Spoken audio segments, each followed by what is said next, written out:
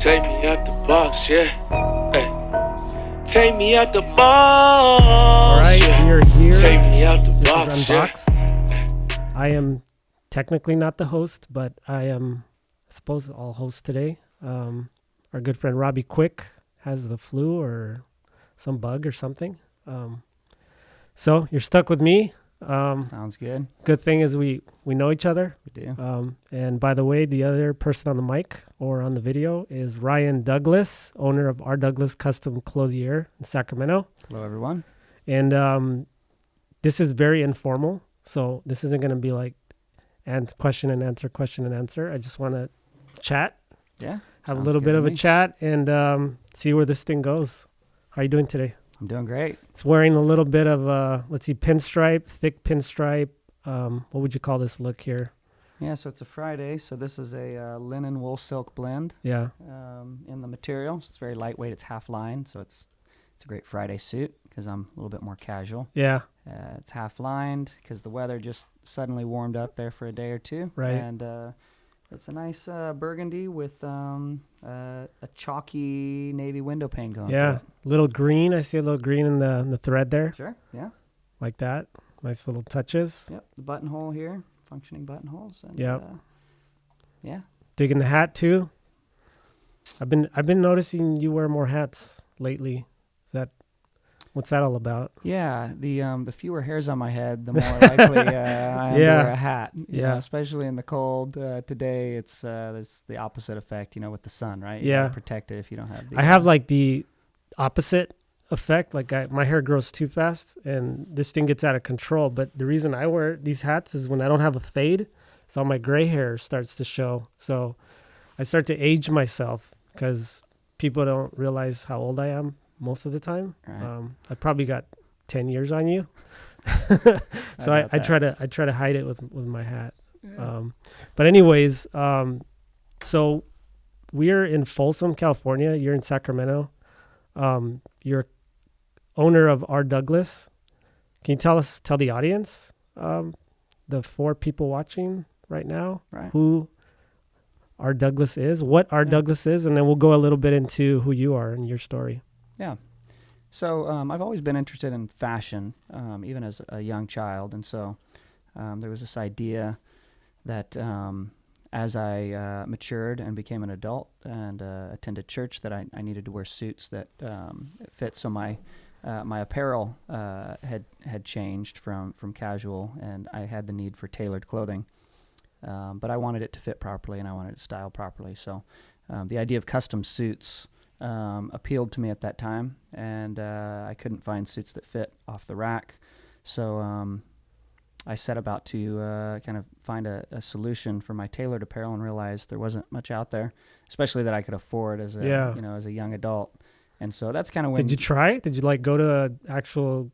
Oh yeah, it's like kind of silly. Yeah. A 19, 21-year-old guy walking into suit shops. It was kind of silly at the time, but yeah, and then, of course, the price tag hits you, and you're like, oh, okay, I need to leave right now because this isn't going to work out. Yeah. So. Or did you think I'm in the wrong business? Like, did that ever cross your mind? Not initially, no. You were just thinking about the actual clothes itself. My need, my need for clothing. Right. Yeah. So it wasn't a business idea at the beginning until I, encountered some failures with custom tailoring, and then I thought, man, there's got to be surely this can be done better. And so then my attempts to kind of partner with somebody failed, and they rejected that attempt. And so I thought, man, maybe I can do something like this on my own. So here we are a number of years later, but that's not how it was originally intended. Yeah. Right. So we have a mutual friend. Big shout out to Aaron Terrazas. I think he might have even modeled some of your. He was one of my first initial models, clothes. Yeah. We call him. He won't mind this at all. But we used to call him that Aaron. We used to call Fat Aaron around here, right, Spencer? He's super fit, Aaron. But right. Yeah. I think I saw some of those pictures early on of Aaron rocking our Doulas suits. But I remember Aaron talking about you. from back in the day, because he would refer to you as like Ryan from now and Ryan from back in the day. So what's this deal about you selling suits out of your trunk? Like, Right. were you selling to like church people at first, church members, friends, family? Like, how'd that thing play out? My initial audience when this idea showed up was my immediate friends and family that I was with. And so for most of us, the only time we needed a suit was at church. Mm-hmm. So naturally it became church family members, church friends, pastors, and things like that. And so, I would literally just kind of load a few things in a suitcase and visit their office or their home or the back office at the church, and just kind of, we'd have fun and talk about, what this could be. So that was the beginnings. A few of my friends coming to my house and hanging out and trying to, talk about what we could. And you had become. swatches and the whole thing like you do now, Yeah. little booklets. Yeah, So you just carry that stuff around with you all the time. I did. So how was it back then? Did you just like write on a notepad, or were you always savvy like with the phone or an iPad, or like how did you capture? Yeah, Because I know, and I'm going to segue into this in a bit, but I'm part of some of the stuff we've talked about is you have like this really advanced technology that really streamlines the process of the suit, right? Getting the suit ordered and that sort of thing. But I'm just curious how it was back then when you were starting out. Yeah, well, straight out of high school, my second job shortly after high school was in IT. I kind of passed a series of education that allowed me to be in IT and so on. So I had an understanding of web development. I had an understanding of hardware and software. And so I was inclined to technology. But yeah, initially when I was going around, I was handwriting forms, and then that would go into a database that I was starting to build at the time. So yeah, the technology aspect of this certainly evolved. I knew kind of what technology could do for my business, but it took me a few years to get it implemented. Yeah. Yeah. So there was a bit more human error, initially in the earlier days of this, as I kind of worked through understanding patterns and client needs and fit and, limitations of patterns and body types and things early on. Yeah. We had some mistakes. I think several of my first few clients, we had to do some involved alteration work, Right. removing sleeves and recutting shoulders and things. So I learned a few mistakes early on. Yeah. Let me back up a bit. Tell us about this is Unboxed, and so the premise of this show is really to unbox the stories, to go a little bit deeper. There's this unboxing craze on YouTube right now, and really what it is like new products. People unbox products. Let me test this thing out. Let me tell you what, if it's good or my first impression. And it's really about seeing something you've never seen before. So if I was to unbox Ryan, what would I find in that box? Like what can you tell us about first of all, tell us like, where are you from? Are you married? Like tell us a little bit of your backstory, and then tell us something people might not know about you. Sure. So I was born in Michigan, which is a long ways from here. When I was 6 years old, my family moved. Are you into sports? No, No? I'm not. I've had a few periods in my life where I paid attention, but right now, no. No Wolverine? As a kid, I thought I should like the Wolverines, right? There was Yeah. that idea, but no, I don't pay All right. attention. No, there's not. There's not many ties aside from family to Michigan, because I moved out here at such a young age. So you ended up moving to California? Yep. How old were you? I was 6 when we 6, moved to California, so it was 86. And moved out here with my family, straight to Sacramento. And as a teen, my family moved to Galt, which is south of Elk Grove and Sacramento. And so I spent most of my teen years in Galt. Galt? Yeah. Sounds like a disease or something. Every time I'm sorry, man, I see that sign and I'm just like, it's a weird name. Yeah, we had a good football team.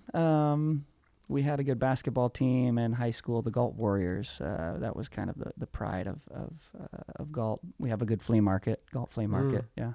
I think I've been there actually. Yeah. Yeah. You should visit the Galt Flea Market for sure. It's an experience. We were in the Guinness Book of World Records for the largest city without a stoplight for a period of time. Yeah. And then I think my senior year, they put a light and everybody got pissed off. Yeah, and then it's like there went our our fame. What's this about? So I graduated from Galt High School, and then a few years later started in real estate and started buying homes in Sacramento and moved into Sacramento. So I didn't belong in Galt. I prefer the city. So yeah.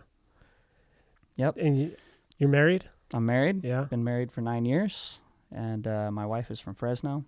So we have a store in Fresno now. Yeah. So that's part of that of the reason why I have a store in Fresno. Right. But moved her out here, of course, and I've been happily ever after. Very involved in our church.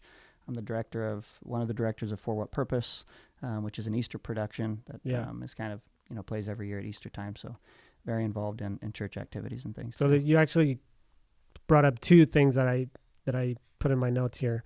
So one is you mentioned real estate, and we always like to sort of tell stories of other entrepreneurs because there's other entrepreneurs watching, right? Or business owners that may look to someone like you and see, some level of success and say, how did he do it? And were there were there bumps in the road? Obviously there was. What was it like? And you mentioned real estate, and we talked about this last time. And you can go as deep as you want into this, but so you had an interesting run with real estate where you were, like you said, you were buying up properties, and then what happened after that? Yeah. So with real estate, I was young, and I saw real estate as a way to reach wealth, basically, and leveraging, using leverage to make that happen. And but I didn't really have an end plan. I had a initial start, but I didn't know what my exit strategy was. So yeah, when the economy tanked in 2007, 2008, 2009, I had 7 properties in Florida that I had acquired all within a year's time frame. So I wasn't prepared for the exit strategy. So some of those failures and the scrambling that happened following that actually is part responsible for me starting our Doulas. So you learn from your successes, but you really learn from failures too. And so had I been more successful in real estate, or had that crash maybe not happened, I may not have ever pursued our Doulas. So it was kind of our Doulas started when I had nothing, and it was this idea that it had kind of lingered in the past as something fun to do, and I had never taken it serious as a career.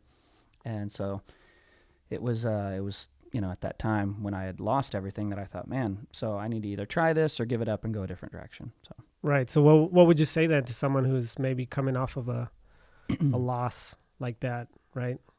Do they go after, that thing that's been lingering, or that passion they've been wanting to follow? Like what's your opinion on that? Absolutely. Yeah. It worked out great for me. What else do you have to lose at that point, right? And that was that was it for me. It was I have nothing to lose. Now's the best time. Yeah. The economy was at the worst. So my thought was, if I can sell luxury, high quality, hand-tailored garments in the worst of economies, then when everything recovers, then I'll even be in better shape. So and it was the idea of I have nothing to lose. I've kind of lost it all already, and so let's start over and go a different direction. Yeah. And when did you open the Sacramento location? Because I believe your location is like the exact spot where you're at. It's pretty cool area. Yeah. And I think you get a lot of visibility, and I think it's been key for you. I love our location.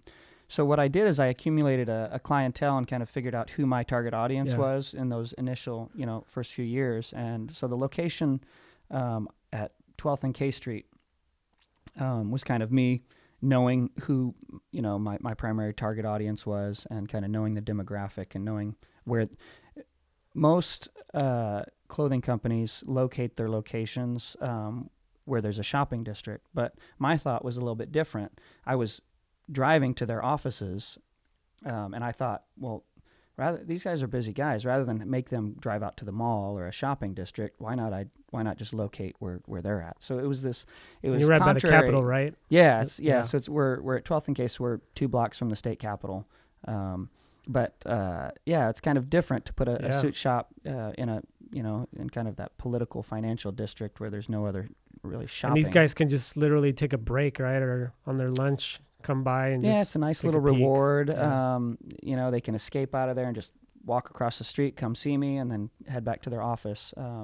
Rather than jump in a car in 20-30 minutes, get where they need to go. It's harder for them to break away. So it worked out great here in Sacramento. I don't know if that same concept will apply to every location that we have in Fresno. We're in a shopping district, but that was my thinking here. There was such a high concentration of men wearing suits in downtown that I thought, maybe I should just locate where they are rather than make them come to me. Right. So. And you mentioned the sort of the political environment here in Sacramento. You also outfit celebrities, or you have. I know that you've got some people on the Grammys twice wear your stuff. What's the band's name? Royal Tailor. Royal Tailor, And, that's right. It's I think interesting they're on my Spotify list, I'm, actually. I'm a tailor, right? So it was just kind of an interesting play on that word, ironic. that I'm the tailor for Royal Tailor. Torrin Wells has gone on to pursue his own career, and so Royal Tailor as a band is no longer performing, but Torrin Wells has kind of continued that, and the other band. But they actually members shouted you out on the red carpet, right? They did, yeah. They do every time. Yeah. They love the clothes I've made them, and they're that's pretty cool. Great. Yeah, and great I guys. remember seeing a thing on local news about Obama. What's that about? What's the connection to POTUS? So I outfit a neighbor of mine, Christopher Cabal, and he's the mayor. He's your neighbor. He's the mayor of West Sac. Yeah, he lives across the street from me.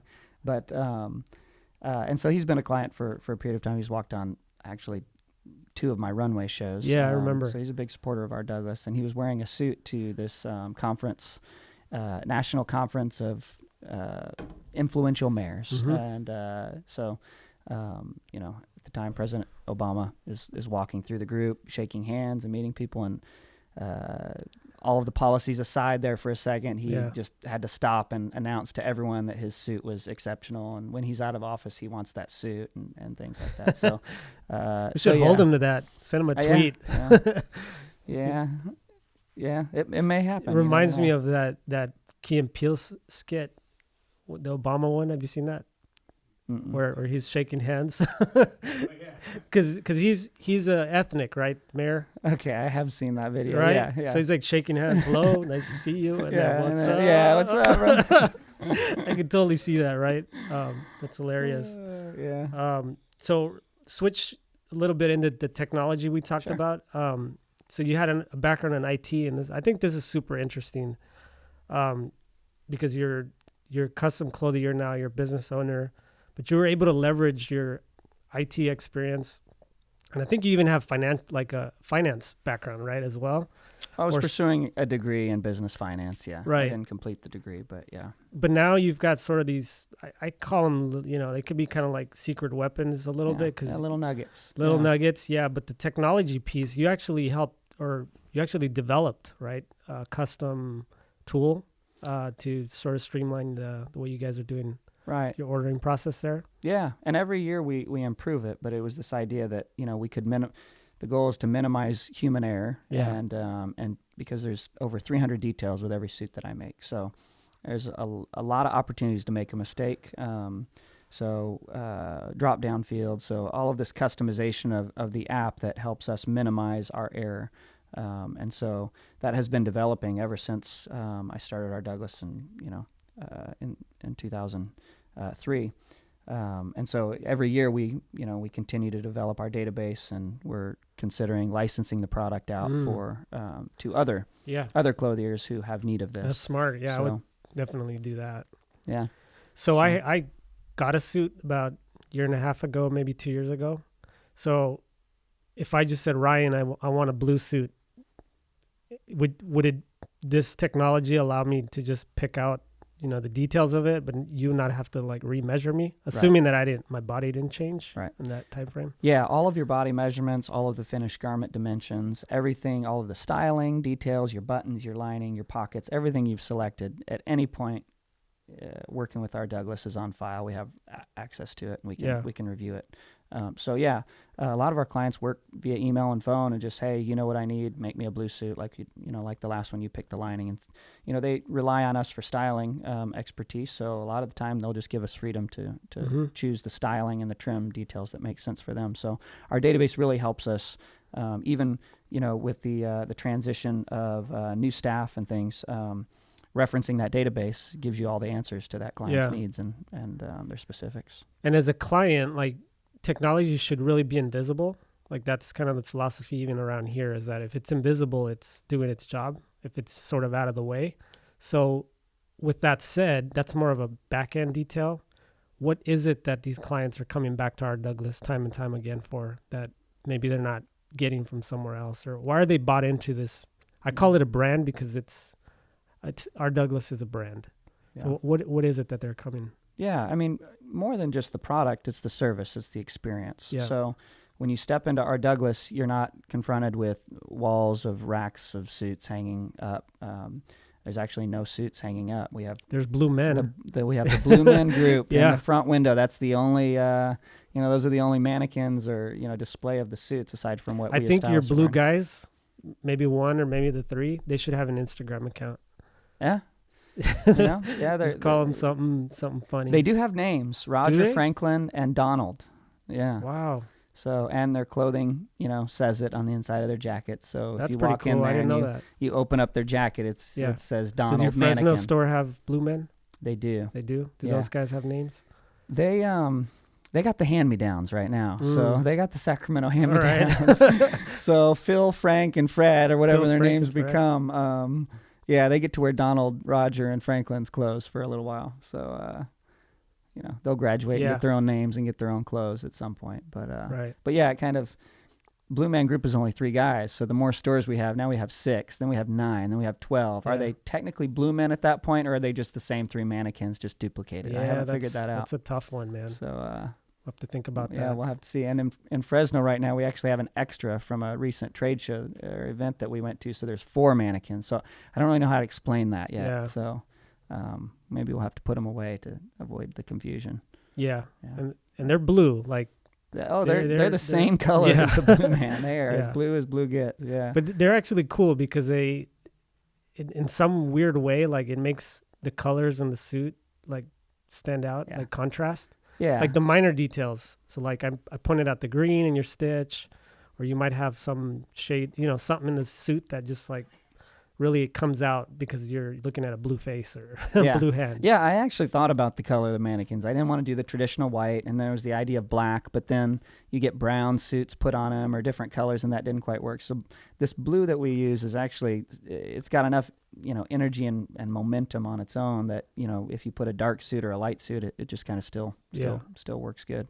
But they're part of the landscape of our and part of the whole experience. The experience, when you step in there, there's style bars. There's what we call style libraries. It's the wall of shelving with books everywhere that kind of just showcases the different trims and lining. But working with us as stylists, they get to know us. We're their friends. They're our friends, and it's just kind of a nice retreat, a nice escape, and they know that everything's going to be taken care of.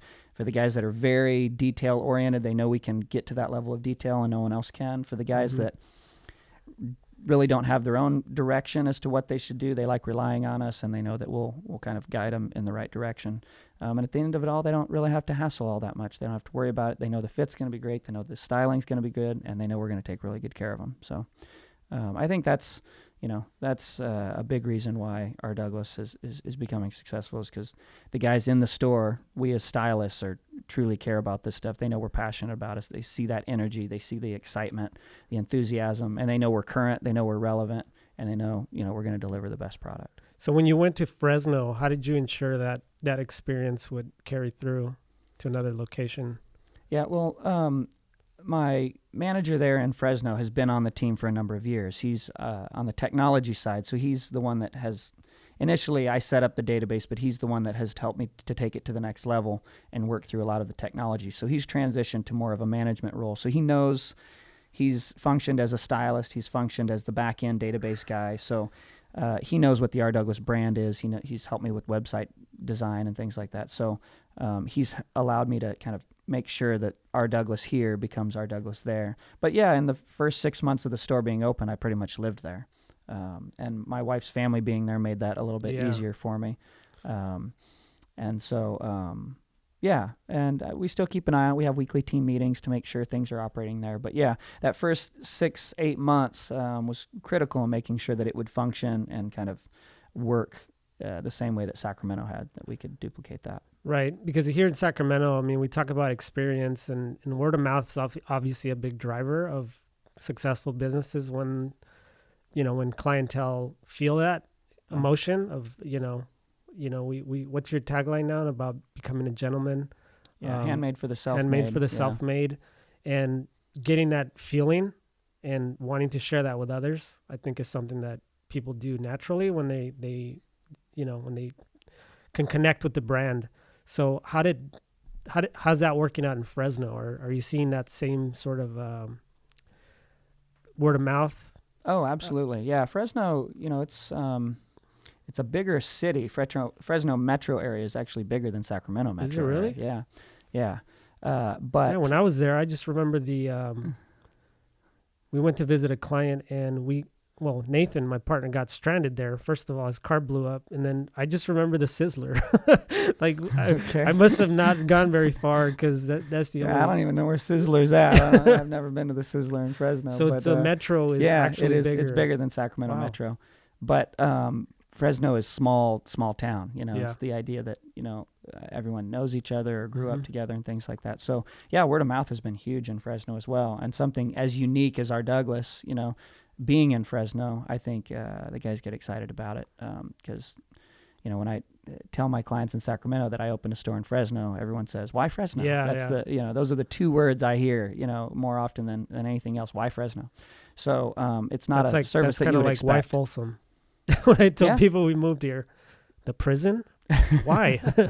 It's like, oh, you don't. It's different than you think, right? Yeah. And that's really it. Yeah, Fresno's been a great success. We're at this point of this podcast, we're a year and a half in, and it's been doing great. So cool. So we're gonna mix it up a little bit here.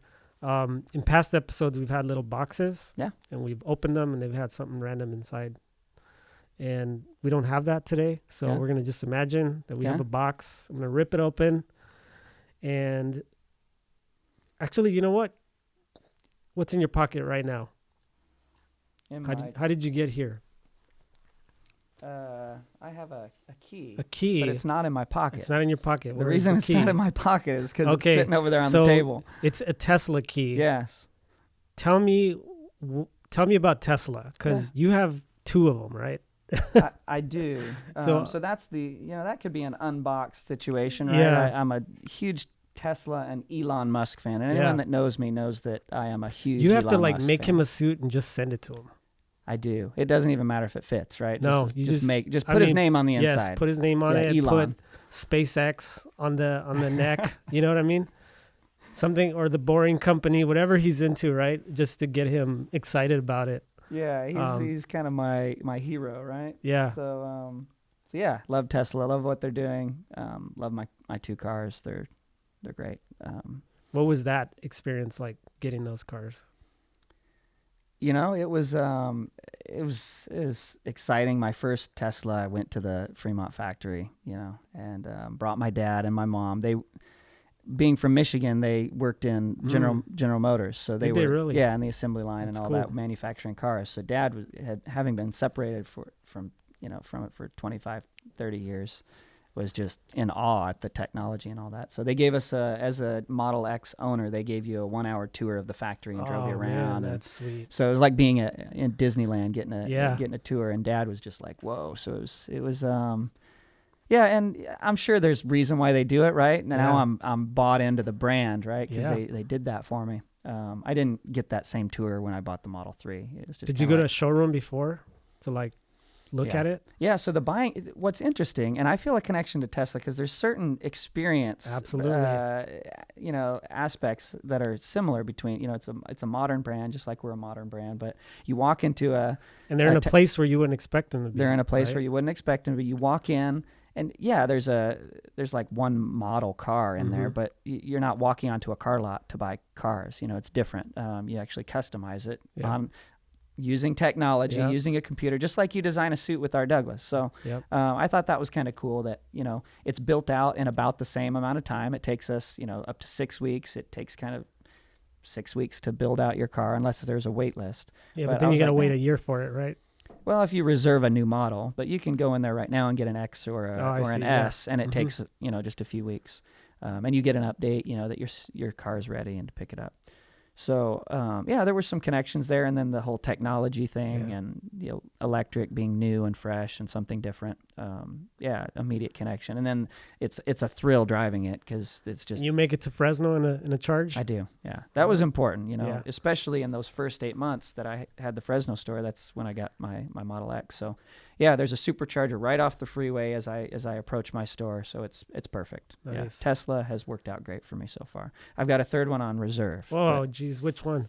It's the Roadster? Yeah. Ooh. Yeah.